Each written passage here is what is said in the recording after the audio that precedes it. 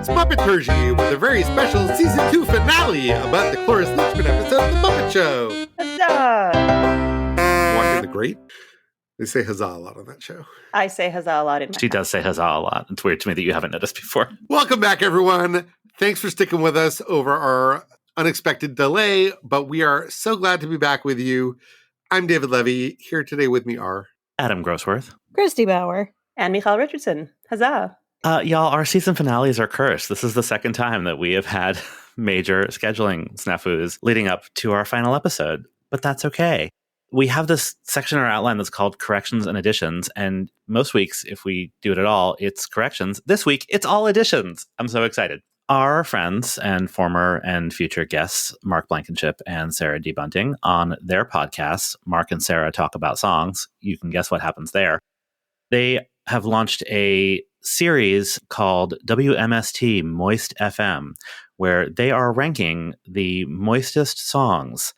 I'm not going to try to explain that. They have a whole episode where they explain it. But there's a lot of late 70s content there. There is a lot of direct and indirect overlap with The Muppet Show. They've got some Leo Sayer coming up. Don't Cry Out Loud is coming up. But in their first ranking episode, they talk about Angel of the Morning, which was written by Chip Taylor, who also wrote Wild Thing. And a bit of trivia that we missed in our Teresa Brewer episode is that Chip Taylor is John Voight's brother and therefore Angelina Jolie's uncle. What? Chip Taylor contains multitudes. So yeah, as if Wild Thing could not have gotten any weirder. There you go. Thank you, Mark and Sarah. Right after, like a day after we recorded, but before we released our John Cleese episode, he said some racist shit at a conference or something. The link is in the John Cleese show notes if you care about the details. I don't. I mean, I care about them, but I'm not going to relay them here. But I thought I should mention it because it happened before we actually put the episode out. Also in the John Cleese episode, in a much lighter note, I made the GIFs for that after we recorded, and particularly on an episode where we talked so much about Muppet magic and puppetry and editing. Sweetums goes from singing to dancing without, as far as I could tell, a camera cut. And he dances using both arms. And I don't know how that happened, because usually if his mouth is moving, he only has one working arm. So that's magic, and I'm delighted by it. And if anybody Or Richard knows, Hunt has three arms. Or Richard Hunt has three arms. So yeah. That's what his prom date said. Oh, David. If anybody knows how that works, We're back, everybody. let us know.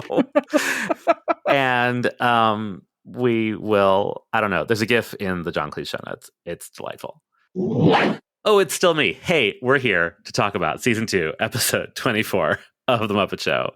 It's the last one of the season. Once again, we don't understand how this worked. This was produced in December of 1977, December 6th through 9th, 1977. But somehow it was the last episode of the season.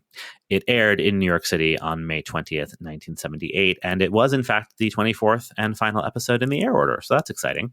In our friend, the New York Times, on May 20th, 1978, this might be my personal favorite ad that we've come across so far, which will reveal, if you didn't already know, how big a nerd I am. You are invited to see and participate in the first area demonstration of the Radio Shack Model TRS-80 personal, in quotes, I don't know why it's in quotes, personal microcomputer system. Ooh. You will actually try the most impressive electronic breakthrough of our time for business, professional, and academic use. Prices started at $599. This is about $2,600 in today's dollars, and this was not my weirdest use of the inflation calculator this week. We will get into it. The TRS-80 had from 4 to 48 kilobytes of memory. And I'm pretty sure we had one of these. I think my dad had one of these. So yeah, that ad will be in the show notes, obviously. On TV tonight on CBS News, John Tesh, yes, that John Tesh, has a special report on real-life Love Boat cruises. This seems unnecessary. Like, did anyone not know? I don't understand. And there's a show on CBS after the Muppet Show called Sugar Time, which apparently has been on all season, but they were off some weeks. The Muppets were off some weeks, or there were reruns, so it hasn't come up until now. From IMDb, The sitcom Sugar Time!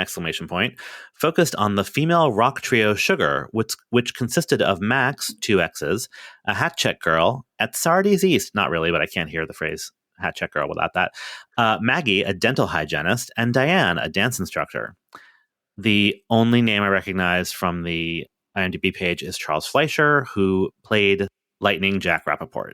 Charles Fleischer, as in like Roger Rabbit, Charles Fleischer? Charles Fleischer, most famously, the sleep doctor from Nightmare on Elm Street. Yes, Charles Fleischer, as in Roger Rabbit, Charles Fleischer. Wow. Yeah.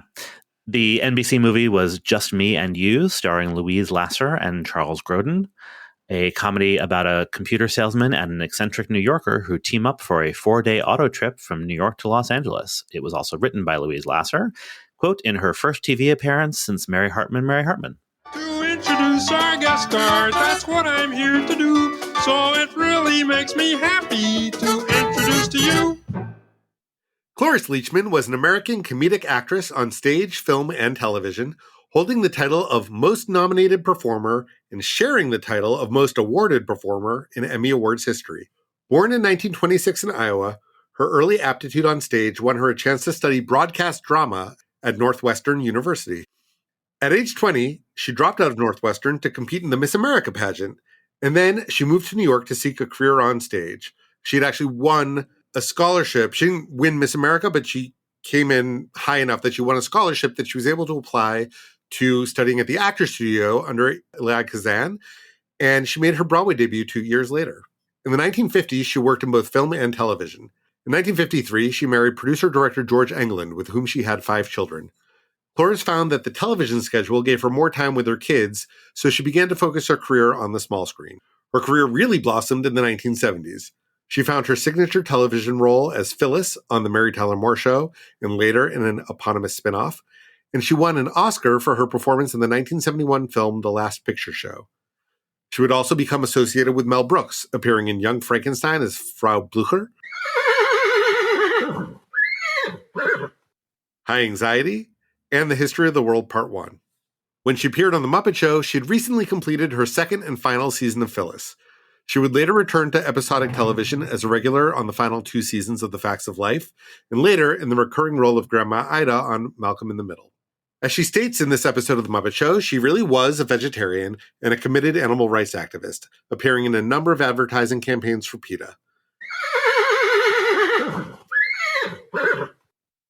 She died in January 2021 at the age of 94.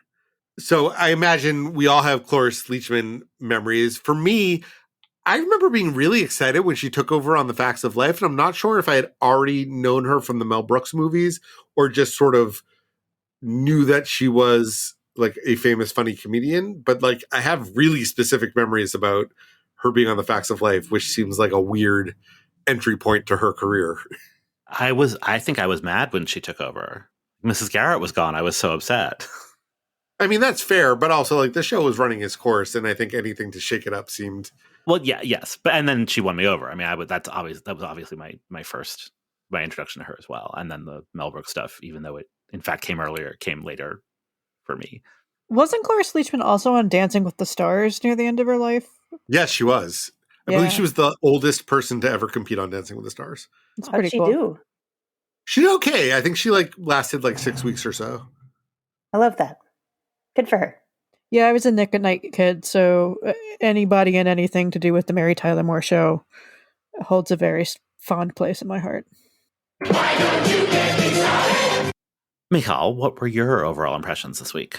I'm having a hard time articulating what I thought of this episode because it was definitely a solid, enjoyable episode of The Muppet Show. Cloris Leachman is terrific and a delight to watch. And also the story is bizarre, which I'm in favor of. It's bizarre to the point of being a little bit off-putting, but I give them full props for taking this as far as they did. Christy, how about you? I feel similarly to Michal. I admire this more in theory than I do in execution. Like, it's perfectly lovely and, it's fairly bonkers, but I feel like some of the musical numbers are weirdly low energy. And, I wanted them to commit to the bit just slightly harder in a few spots. But it's not a bad time. Like, I still enjoyed myself, but I think of this one as being kind of a not a meh, just a David. I like this episode. I'm always here for a high concept Muppet show. And so the fact that the backstage plot affects what happens on stage as well really works for me. I agree that the musical numbers don't all quite hit the way maybe they could. But overall, I think this is like a solid B. I kind of love it. I guess it's another case where like I wish the onstage stuff were a little better. There's one of the Cloris, actually both of the Cloris Leachman musical numbers I think are quite bad through no fault of hers. I think she's fantastic. I just don't like what they've chosen for her to do. She does it very well. But yeah, I'm also here for high concept. I feel like we're getting a little preview of what season 3 is going to start to be more like. And I am very much here for that, even if it's not quite fully formed yet. And I think that actually sort of, until I just started talking, helped me not quite think about the fact that I don't really like those musical numbers. So yeah, it's like a B plus A- for me. Cloris Leachman, 15 seconds to curtain, Miss Leachman. Okay, Scooter, I'll be ready, and thank you for this lunch. Just hope you remember that I don't eat meat of any kind. And you'll be happy to know that I am a vegetarian. So, in another instance of Muppet Show guest stars having a cold open where their food talks back to them, we find Cloris Leachman surrounded by livestock who are all delighted to learn she's a vegetarian. However, the plate of produce in front of her is displeased. No news tonight on the Yay Evolution front. Well, we have some news, but it's not from Kermit the Frog. We'll get there. Kermit does sound relieved when they've made it all the way through the show, though. Before we go, let us have a warm thank you for our very special guest star, ladies and gentlemen, Miss Cloris Leachman! It's kind of a yay. Yeah. He's going to be glad to go home and go to bed. Well, Kermit is glad it's over. Statler and Waldorf wish they had never begun. Quit while you're ahead! Fair enough. Gonzo's trumpet is recycled orange smoke with those groovy yellow highlights from the Dom DeLuise episode. Still looks gorgeous. and still no Pope. Muppet Show backstage. So this week backstage, we don't actually see the backstage set at all, but on stage and also in the boiler room, we have a pig uprising at an all-pig Muppet Show, pretty much. So as Kermit is introducing the show, two pigs throw a net over him, and a new MC named Kermit the Pig takes over the hosting duties. Buster, what's going on here? Where's my frog? Oh, wait, we pigs have taken over the show. Well, hoo-ha! Where's my frog, huh? What happened to him? But, Miss Piggy, you're starring in the opening number. I don't care if you touch one flipper of my frog. I'm starring in the opening number? Of course! You're the biggest pig star we've got. We'll talk about what's-his-name later. If anybody out there wants to remix this, I just love the phrase, hoo-ha. Was it, where's my frog? Hoo-ha, where's the frog? I just want that phrase over and over again set to a beat. Can be arranged. Yeah. Didn't we have a whole discussion about hoo-ha last season? Yes. It's a different, it can, you change the inflection, it changes the whole meaning. Yeah. Right? Because Fozzie uses it in a whole different way. Yeah. Fozzie weasels on stage while saying hoo-ha. Piggy says hoo-ha as if to say no big deal. I may have a new response to the what's your favorite curse word if I ever go on Inside the Actors Studio. Ooh. Glad you're compiling those answers now. So Piggy is told by Kermit the Pig that she's starring in the opening number, and it's really more like a walk-on spot. She's just part of the ensemble, really. Yeah, like there is no star of this number. It's a full ensemble situation. Yeah. I mean, maybe that's just what Kermit the Pig had to say to get her off the stage. True. He's better at this than Kermit the Frog. Yeah. He knows how to manage the pigs, I guess. It did seem like a missed opportunity for a big Miss Piggy feature, but, you know. One would think. Anyway, you heard Kermit the Pig. The pigs of the world have united. They've got nothing to lose but their links. Cloris Leachman is able to see through the ruse of Kermit the Pig, however briefly. I've seen the Muppet Show on television many times, and you don't look anything like the Muppets that I've seen. Well, but maybe it's your television set. No, it's not the set. I mean, you're green and you've got that darling, funny, pointy collar that Kermit used to wear, but you're not Kermit. Oh, yes, I am. All right, then I'll spell it out for you. You are a pig. P-I-G. You're not a frog. F-R-O. No. You are not a frog, and there's nothing you can say that will ever convince me that you are a frog. Nothing. Ribbit. Ribbit. Kermit, it is you. I love everything about this. So cute. I mean, Kermit the Pig really does look nothing like the Muppets that Cloris Leachman has seen on television. Oh, he's green. He's got the little pointy collar. Like, yeah, and he looks like a pig. I mean, I'm also noticing that it seems like they ran out of time while having to build some of these new puppets, because I think that his torso is just foam that they had to glue together and spray Kermit green, which that's fine. For almost all of the times that I watched it, I didn't notice. But yeah, I'm sure it looked much better on a 13-inch broadcast television than on a 56-inch high-def streaming I think this television. was all very ambitious, and they knew they were only going to need this stuff once, and never imagined in their wildest dreams that it would ever be seen in high definition by the likes of us. Yeah. During this exchange, Pig Sweetums walks by, and Pig Sweetums is a horror show. So Pig Sweetums is made by taking regular Sweetums' body and putting pig ballerina dancer's head on top.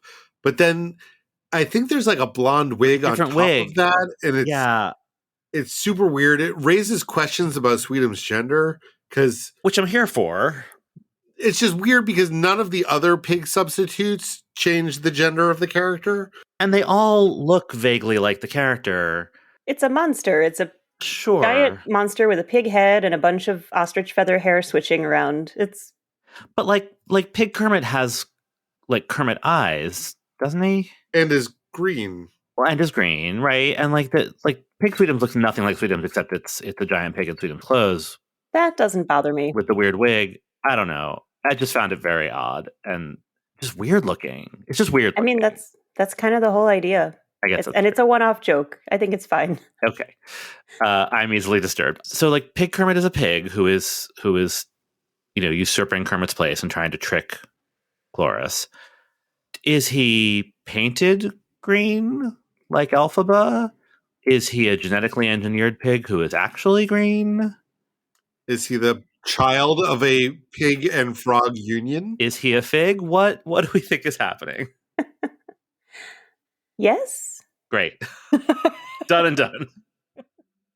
My assumption is that Kermit and also Fozzie the pig, who we'll meet in a minute, are pigs in disguise. That this is not their natural way of moving through the world, but for this mission, they have done whatever needed to be done in order to look that way. Right. Which I think also maybe helps explain the like weird sort of nowhere land that Pig Fozzie lands in. I mean, and they also tell the whole audience that this is Kermit the Pig. It doesn't hold up when you analyze it too much. Yeah. So maybe we should stop. Okay. We mentioned the yay up top, and they did the same joke in the Steve Martin episode, but I don't know. I love it when the performers make fun of each other, which I feel like is what's happening here. And now, once again, our special guest, Miss Cloris Leachman. Ah! Oh no, I just like it. Throughout the episode, assorted non-pigs are rounded up and thrown into the boiler room one by one. First Fozzie, and then Kermit, and then Gonzo ends up in there with them too. Hey, Gonzo, what's happening with the show? Yeah. Oh, it's going great. They got this new MC and the audience loves him. Kermit the Pig. Kermit the Pig? Easy, Kermit. Don't take it so personally. And the new comedian, Fozzie the Pig. Oh, is he funny? We gotta get out of here! I love how Fozzie and Gonzo immediately are just like, it's an apocalypse. We are going worst case scenario. We're marking a calendar on the wall. We're digging tunnels. I don't know. I found it very relatable. I'm definitely the person who's like, oh, I'm mildly inconvenienced. Well, I brought a book with me because I had a feeling that I might get stuck here for 2 days. Like. Yeah, and I brought some food, and I brought a charger and a backup charger in case the first charger wigs out. And Exactly. It's one of those things. I didn't really think about this until just now, but like we talked about it last episode, or I talked about it with like how unsettling it was to see Gonzo stretched out and just left there. If you think about it as an adult for 5 seconds, this is a pretty upsetting situation. If you think about it, right? You're on stage and you have a net thrown over you, and you're locked in a boiler room. Yeah, and there's cell phones don't exist. Like, it's not great. It's not great. They don't tell them for how. They say they've taken over the show, so I don't know if that means they've taken over for 27 minutes or for an evening or forever. They don't specify. Yeah.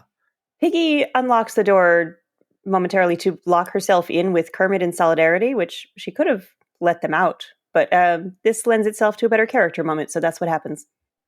Pigs in Space on next. You have to cancel it. I remain with my sweetheart, Kermit. Oh, gee, Miss Piggy. Okay, we'll just get someone to take your place. Take my place. I mean, if you want to stay here with him, we'll...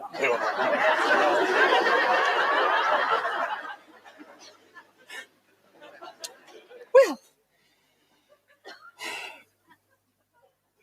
bye. That's showbiz, pal. And since we're all thinking it, I think we have to hear the bit that uncannily resembles from the Muppet movie. Yeah, Marty, what do you got? Commercial? How much? Mm-hmm. When? Take it.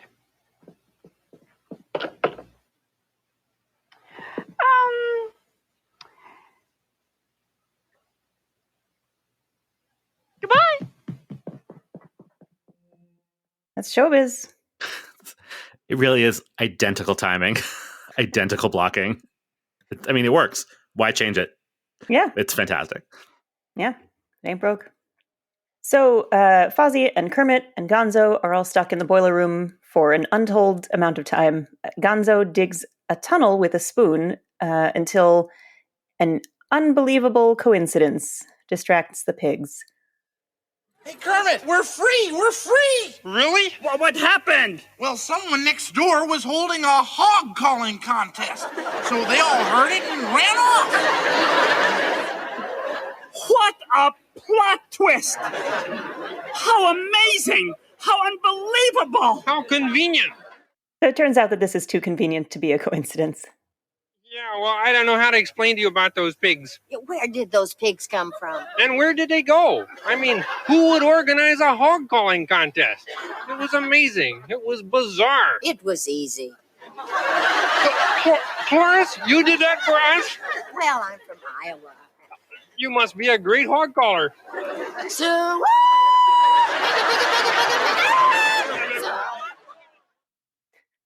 I love the way she says it was easy.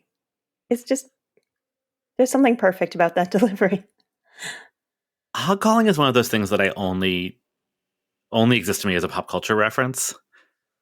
And I wonder if this is why. Like, I know it pops up in other places, but this is probably like the first time I ever heard of it, I'm guessing. Yeah. Does it work? I don't know. Is it real? Like, I have no idea. Yes, there are all sorts of YouTube videos of hog calling competitions. Highly recommend getting lost in them for an hour. Is it in Charlotte's Web? Is it in the animated Charlotte's Web? Is there a Sui thing in that? I don't know. I associate it with State Fair. Of course you do. Mm-hmm.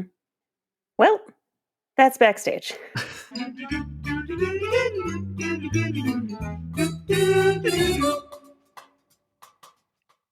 So yeah, we have a lot of pork forward music to discuss this week.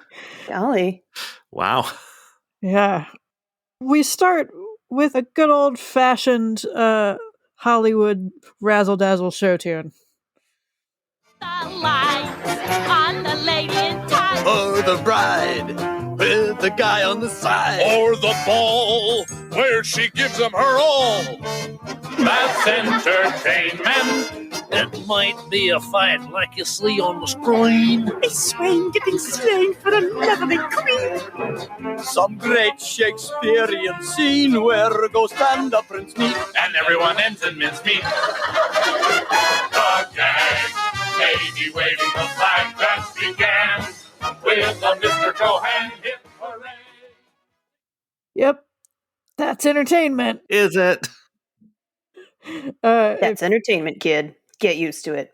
If you ask the pigs, it is. Yeah, so that's a bunch of pigs performing a song called That's Entertainment, which is from a 1953 movie musical called The Bandwagon. It was written by Arthur Schwartz and Howard Dietz, who were a songwriting team who worked a lot together. The most fun or notable fun facts that I can throw your way about those two gentlemen. Arthur Schwartz was the father of disgraced radio personality Jonathan Schwartz, and Howard Dietz was the previous owner of the townhouse that was accidentally blown up by the Weather Underground in New York City in 1970.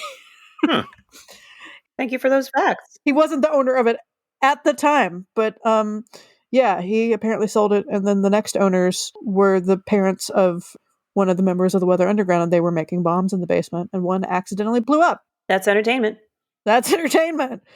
Yeah, so I found the staging of this really interesting because it was very evocative of the opening number of Manhattan Melodies in the Muppet Six Manhattan, with the sort of like, flat cars going across the stage. And what did you guys think? I agree. Wants to talk about the clown? So there's a clown, which is a pig wearing clown makeup. And if you're wondering, where does the makeup go on the pig face? That's a great question. I do not recommend looking too closely for the answer because it's horrifying. There are at least 2 gifts in our show notes. I'm not anti-clown. We all know that I love our friends from Send in the Clowns. It's like one of those hobo clowns. I don't know if this is intentional, but right, like where like it's got like some of the clown features, but not the full like white face underneath. And I think that's what makes it creepy to me, because also that's on a Muppet Pig. So just nothing about it looks right. I think it's the whole snout issue. Also that. It's like you can't do a red nose when you've got a snout. And so it sort of throws off the whole thing. You could put a nose on a snout. It would be a Actually, hat that on would a be hat. funny. It'd be a nose on a nose, and that would be fine.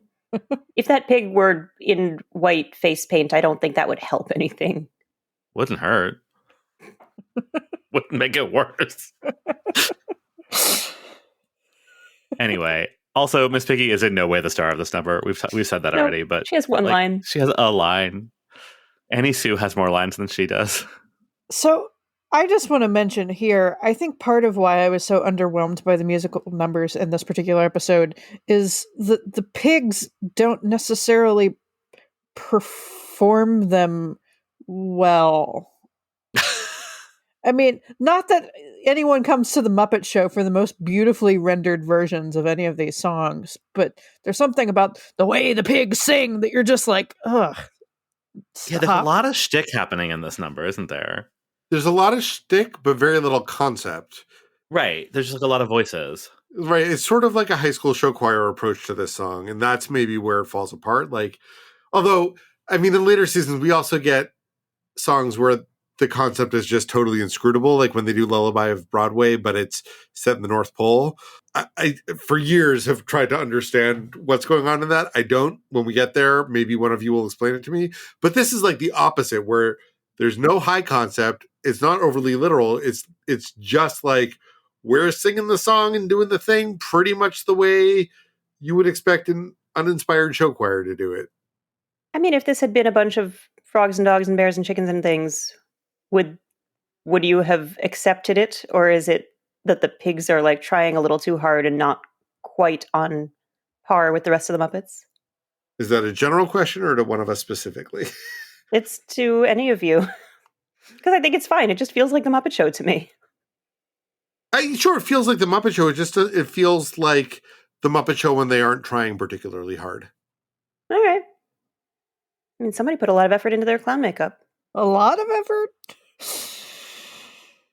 Some effort. I didn't know pigs could do that. Be that talented? No, be that bad. Whoa. So we get to head north for our next number, which is actually a medley of numbers.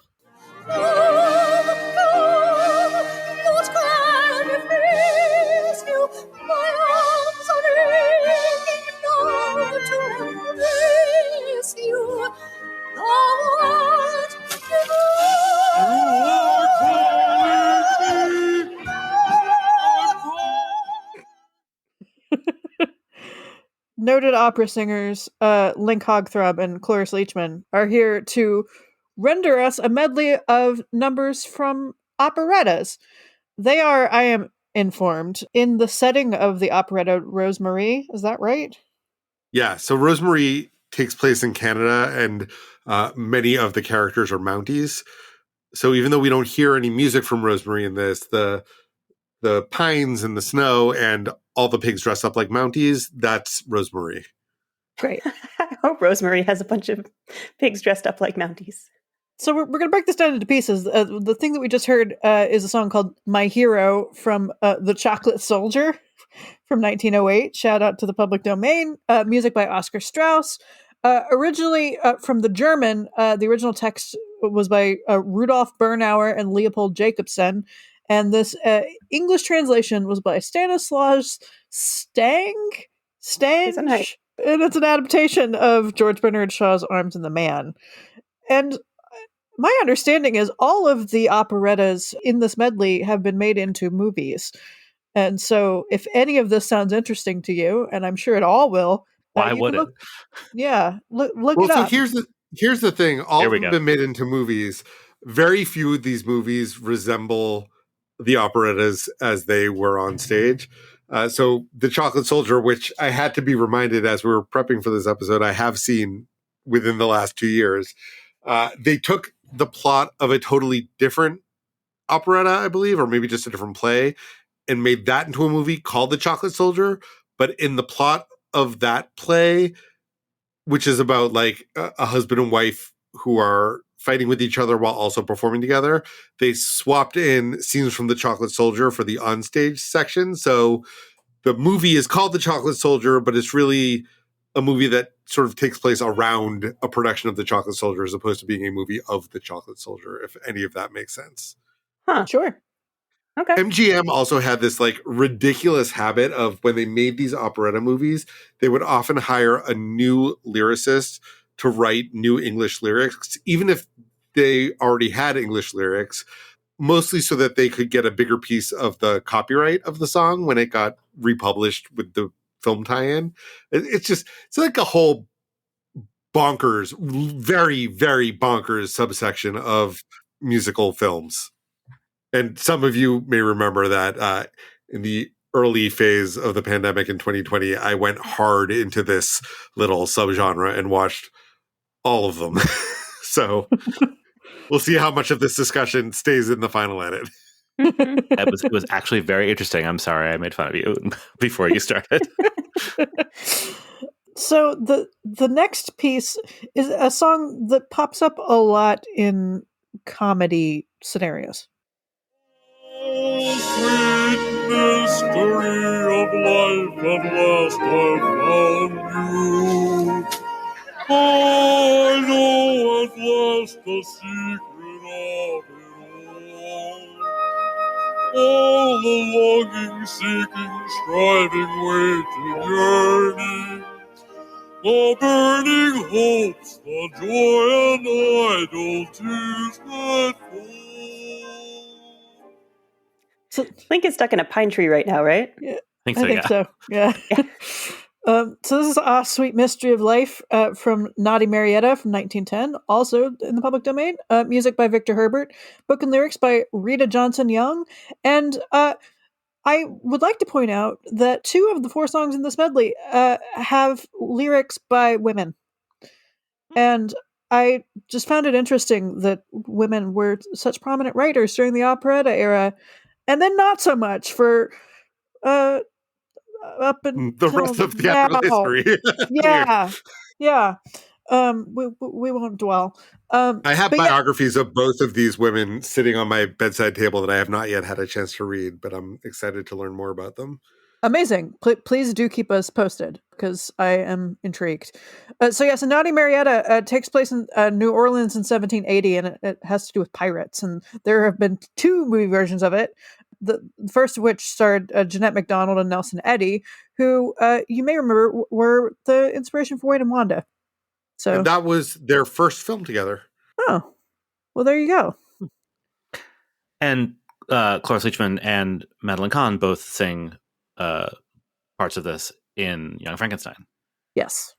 I can tell you that a different song from Naughty Marietta featured on Sesame Street, where Placido Flamingo and the Sesame Street All Animal Orchestra sang Italian Street Song, pretty much as it appears in Naughty Marietta, only they're all animals. It's great. I'll share that YouTube clip. It's a lot of fun. Spoiler, Wayne and Wanda will perform the song in episode 406.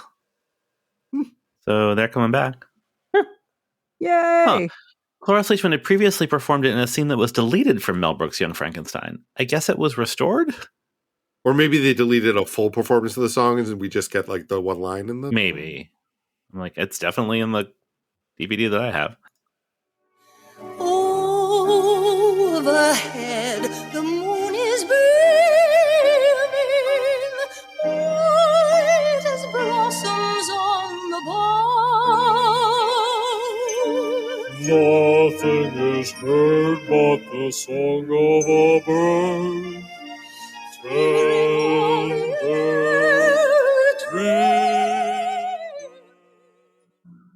So song 3 of 4 in the medley is a song called Serenade from an operetta called The Student Prince from 1924. Shout out to the barely public domain.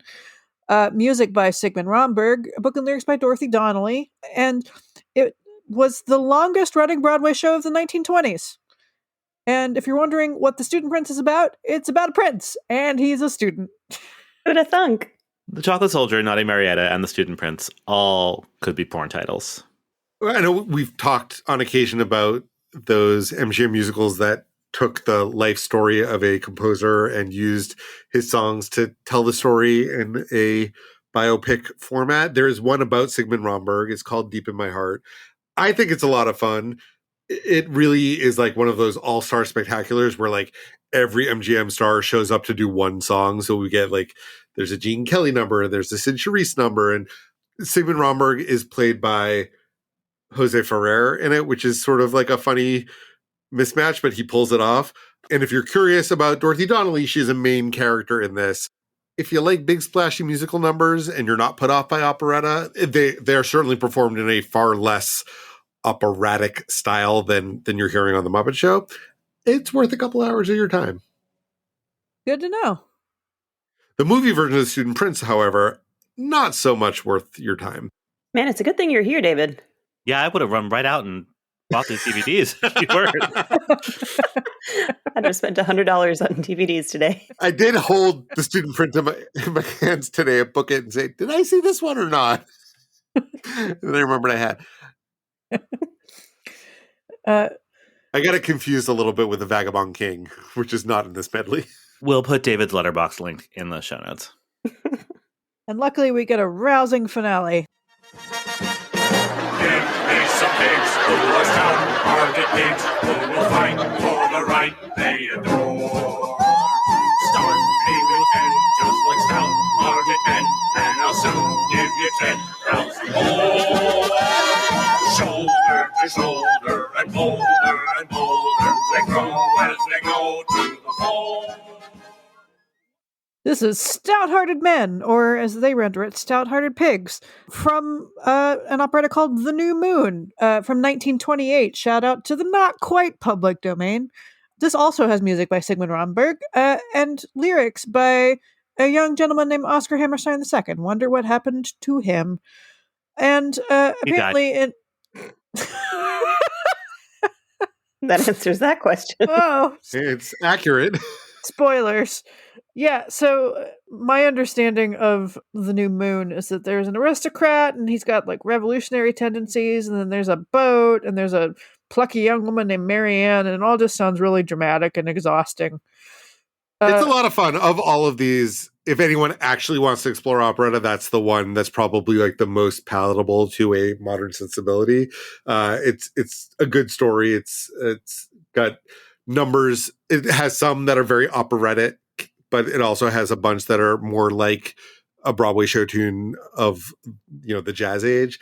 There's a movie with Nelson Eddy and Jeanette MacDonald that actually borrows a lot of the plot of Naughty Marietta. So we get things like pirates and shipwrecks. There's also a production from the New York City Opera that must have aired on PBS that is on YouTube in full. Honestly, I would go with the movie version. It's less faithful, but more fun. But they're both out there if you're interested. So our final musical number is Pig Free. That's a funny name. Time. Oh, I found you just in time. Before you came, my time was running low. I was lost. The losing dice were tossed. My bridges all were crossed. Nowhere to go.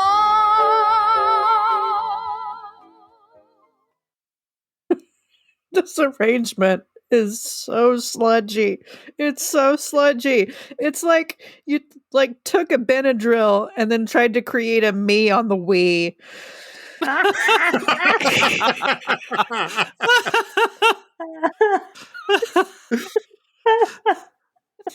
Yeah, that's exactly what it sounds like.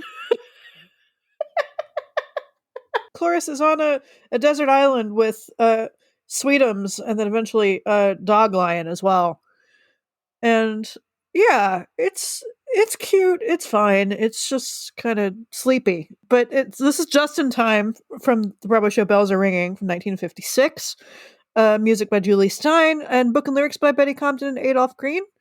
And Bells Are Ringing, not about a student or a prince or a Naughty Marietta. Bells Are Ringing was about an operator at a telephone answering service who got very involved in the lives of the people that she talked to on the telephone and or listened to on the telephone. A star vehicle for the actress Judy Holliday. That's a fun movie. That honestly, fuck the operettas. Go watch Bells Are Ringing. Directed by Vincent Minnelli. It's a great translation of a mid-century musical to the screen. Yeah, I've never seen that movie. I didn't realize that Dean Martin is the male lead in it. Yeah. Huh. Yeah, I've never seen it, and I missed that revival, too. Oh, you did not miss anything there. Okay, but... I say that as someone who has a signed poster of that revival hanging in his office. Because I worked on the cast album. It is on HBO Max, so I will check it out. I know what I'll be doing this weekend. So the setup for this is Cloris Leachman gets stranded on a desert island, which is already occupied by Sweetums, and they have this exchange. Pretty blonde lady make good fondue. Oh, that depends. Are you thinking of me as the cook or the dish? Well, you're quite a dish. That does it. I'm leaving. How would you make fondue out of a person? Please don't actually answer that. I don't want to know. I like that the priorities were with fondue and whether or not she can make it. But fondue is a funny word. Turn. It is a really funny word, and it's a very 1977 word. It just reminded me of, I don't know, have you guys ever been to the Melting Pot, that fondue restaurant chain? Do you know what I'm talking about? I'm aware of it, but I've never. No. Yeah, well, the fanciest thing on their menu is a thing that my friend Monica refers to as the Mammals of North America tour. Where oh, that sounds amazing! I'm on board already. What do you dip them in? Where they just like bring you different. It's like multi courses, and it's like, you know, there's the cheese course and there's a chocolate course, but there's the entree course is like a, you know, like a broth type thing that you like, you know, you spear different types of meat and you like let it cook in the broth. And yeah, I just imagine Cloris Leachman. So she's not the fondue; she's to be dipped into the fondue. Thank you, you've solved my problem. Now I understand. She is a mammal of North America. Yeah, great. She's from Iowa. I'm thinking about this too hard. Yep. Let's get to show business. Never mind that jazz. Listen, Turkey. What? And get out of show business? That's entertainment. So we've got a little barrage of pig-centric show business this episode, all in a row. So let's get down to show business, or perhaps we should say sow business. That is a stretch. I'm trying, man. I mean, they're not putting any effort in. They're naming everybody Kermit the Pig and Dr. Pig. Just trying to keep myself entertained. What would you name Kermit the Pig if not Kermit the Pig? I was... Well, Kermit the Pig is fine, but it should have been Fozzie Boar. That is a hill that I will die on. That's fair. Yeah. Rather than replacing Dr. Bob with Dr. Pig, they could have replaced him with Dr. Hogg. They mentioned Dr. Bunsen Honey Pig, which isn't anything. He could have been Dr. Bacon Honey Pig. Just putting that out there. Yeah. Yep, these are all excellent points. Thank you.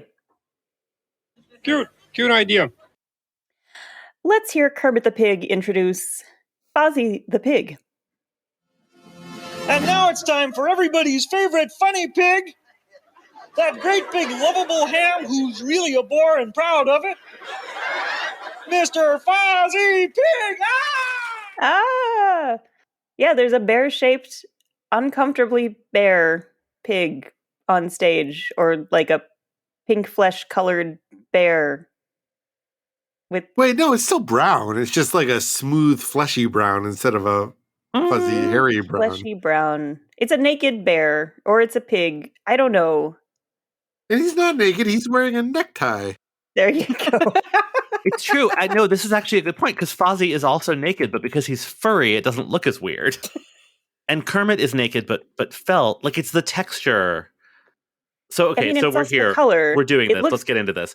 It looks like a naked person is the problem with the naked bear. Yeah, so like he's a rod puppet, like a Kermit, but made to look like Fozzie. So like he's got these fat arms, like Fozzie's arms, but Fozzie's arms would normally has human arms inside them. So like it just doesn't. It looks weird, and it's like a lot of foam.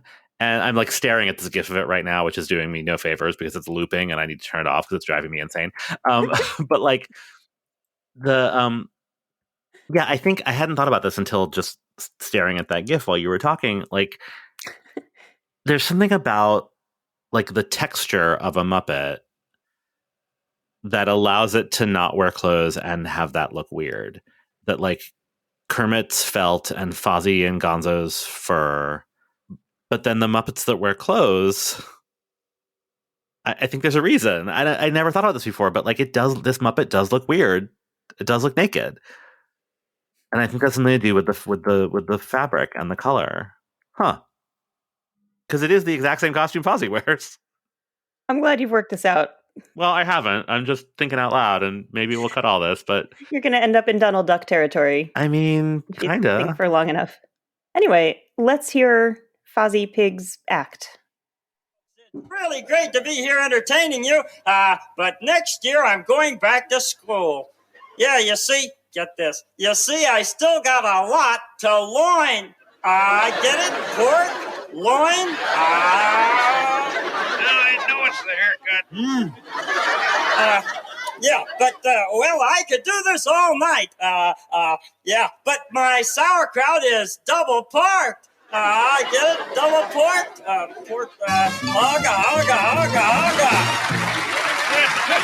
Sauerkraut?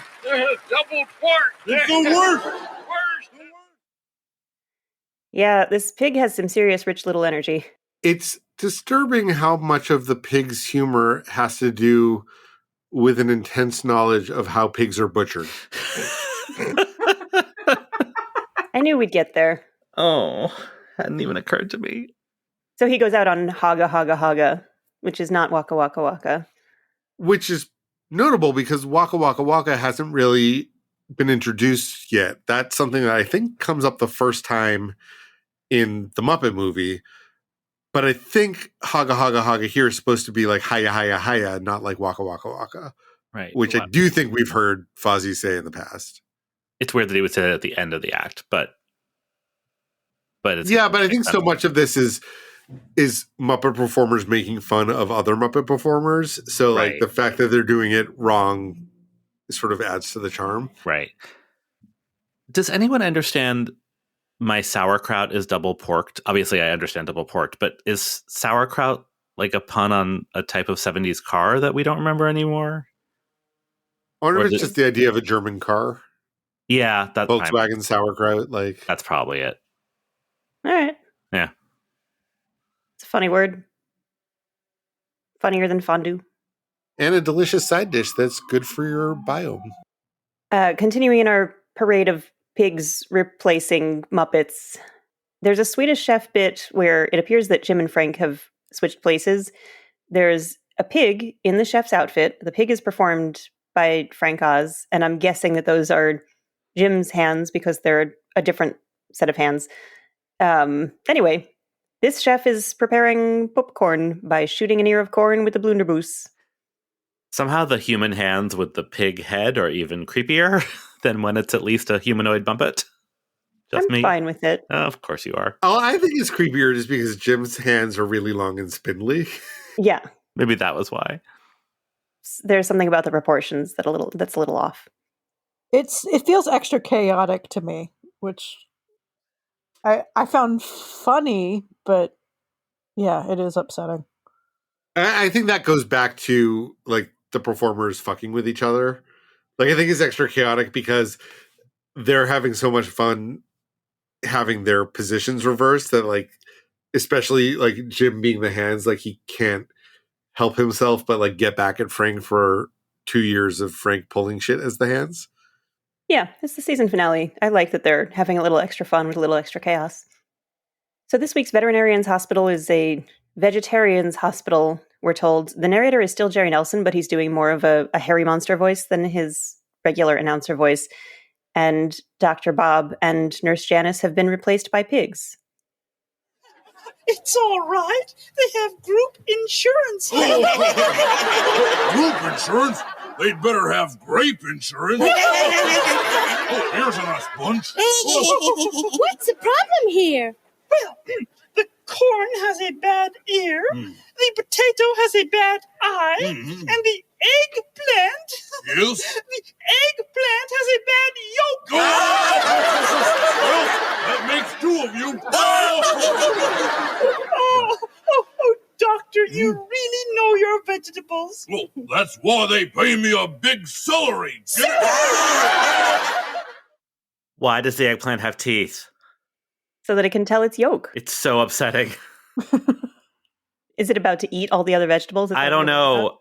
You know what it looks like? It looks like that Muppet from the modern era who is modeled on the writer with the glasses that blink. Chip.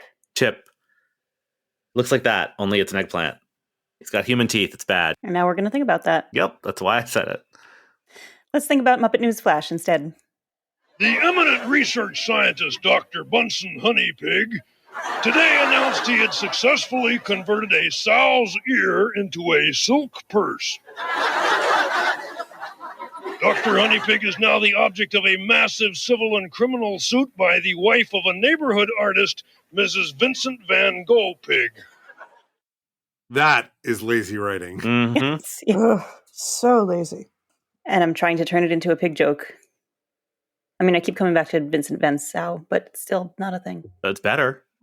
Thanks. That's why they pay me the big bucks. Hoo-ha. Okay, let's talk about Pigs in Space.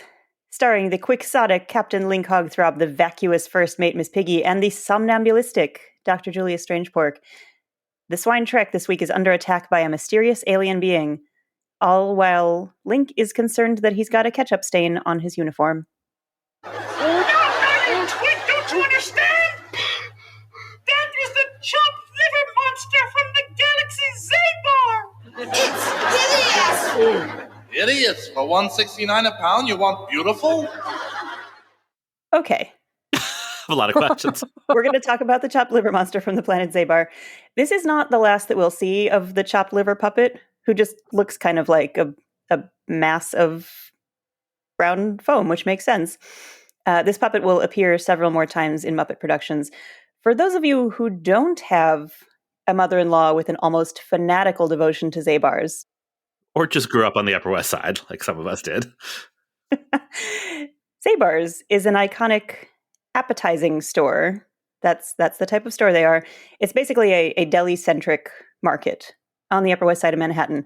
To be clear, appetizing traditionally means that it's like what you think of a deli, only they sell dairy, not meat, in the Jewish cultural kosher breakdown of keeping those things separate. So a traditional appetizing store would sell like smoked fish and cream cheese and not chopped liver.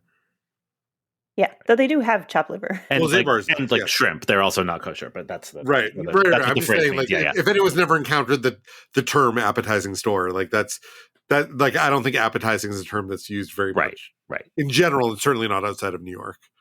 Fair enough. And like you've seen this, you've seen it in movie. There's a scene in When Harry Met Sally, right? You've got mail.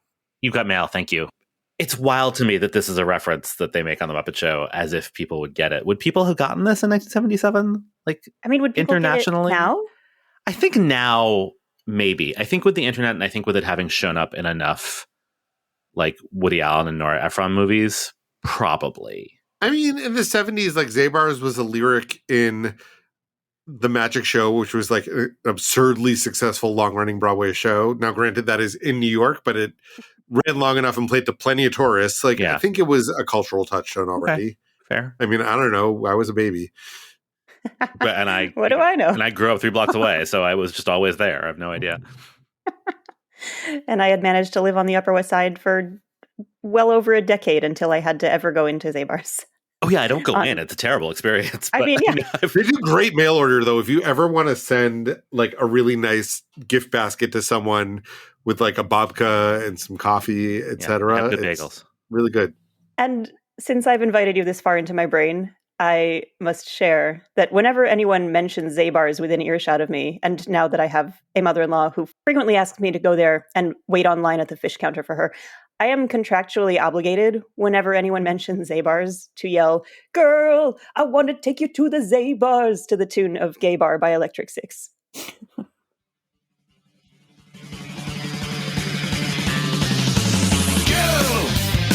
I want to take you to a gay bar. I want to take you to a gay bar. I want to take you to a gay bar, gay bar, gay bar. Sometimes Michal asks me for clips, and I just say okay. And I just want to point out, Stephen Schwartz got there first. The lyric in The Magic Show is West End Avenue, delis and laundromats and gay bars. West End Avenue, only a block away from Zabar's.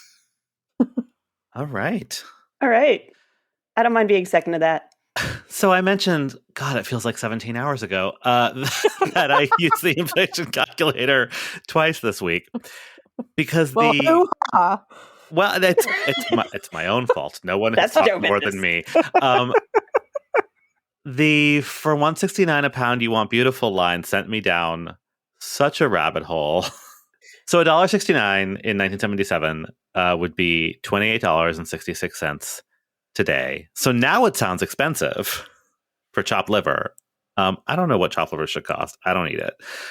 I did look this up on the Zabar's website.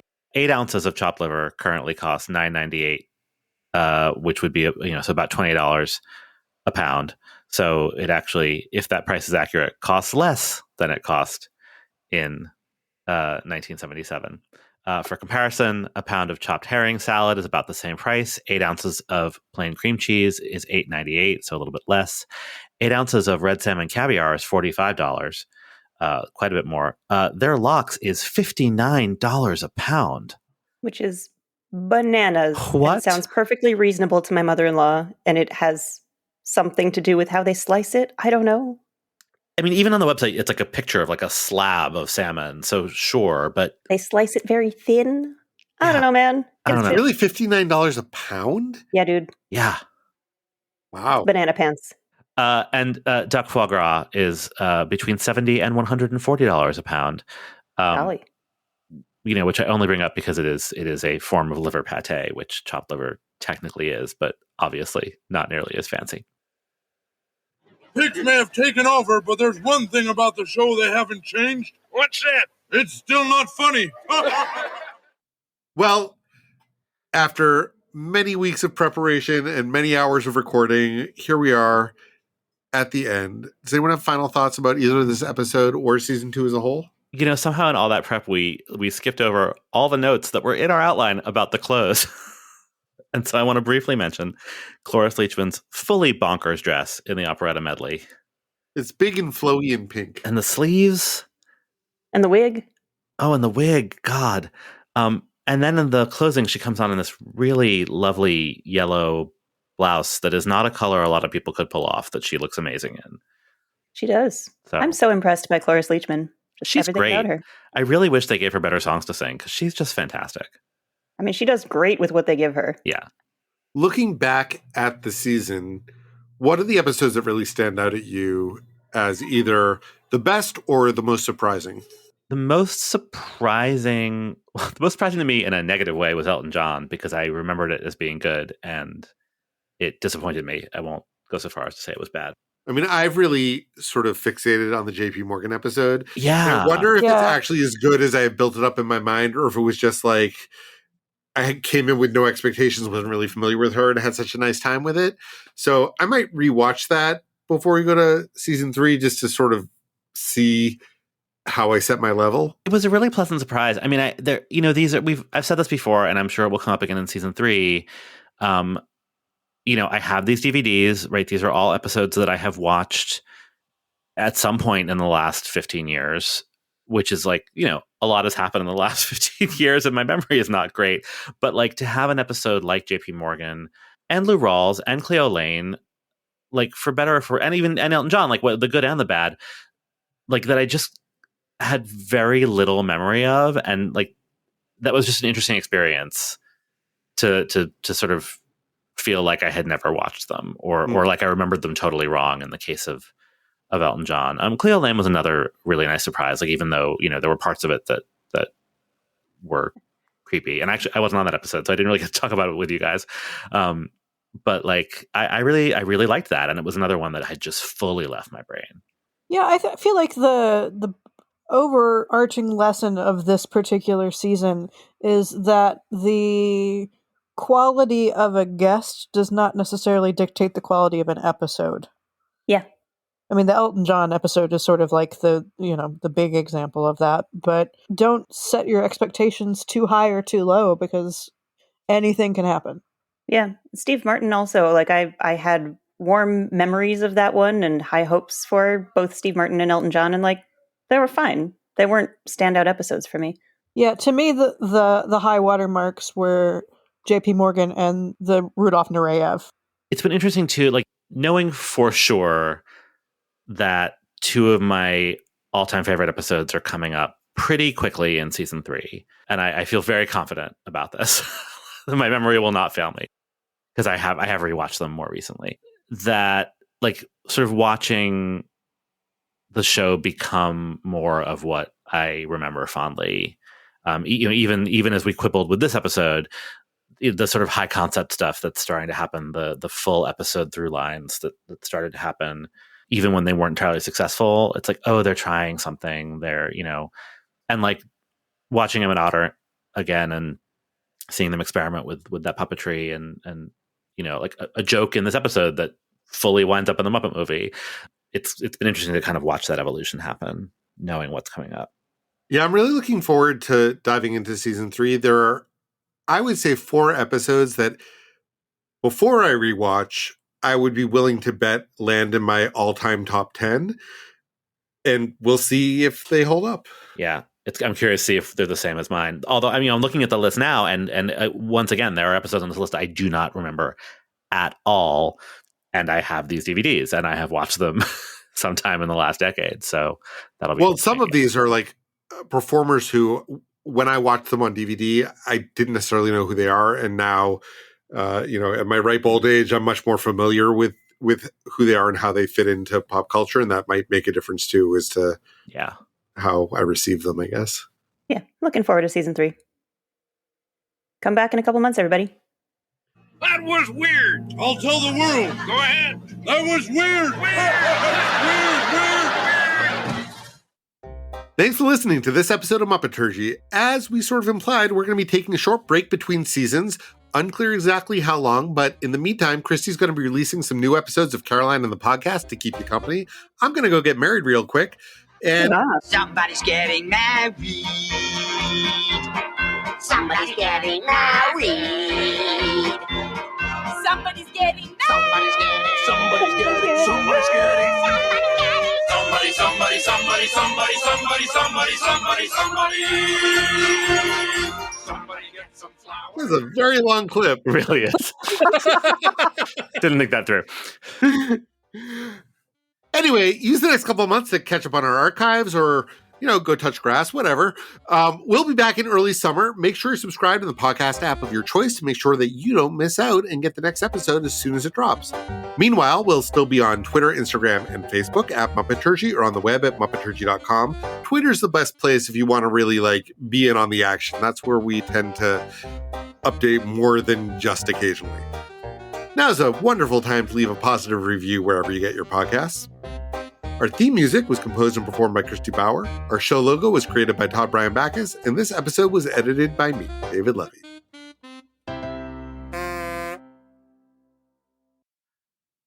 Where's my sound clip? God damn it. Buster, what's going on here? Where's my frog? Oh, wait, we pigs have taken over the show. Well, hoo-ha! Where's my frog, huh? Hoo-ha, Where's My Frog would be a great name for the next Muppet sitcom. Yeah. Well, or her talk show, Well, hoo-ha. Yeah.